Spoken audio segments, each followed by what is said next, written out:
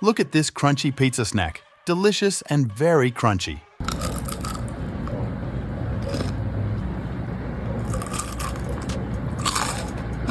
For this recipe, you will need pasty dough, tomato sauce, Parmesan cheese, oregano, and egg.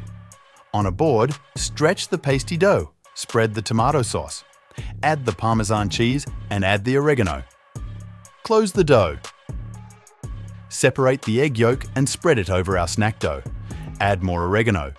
Cut the dough, roll it up and place it on a baking sheet.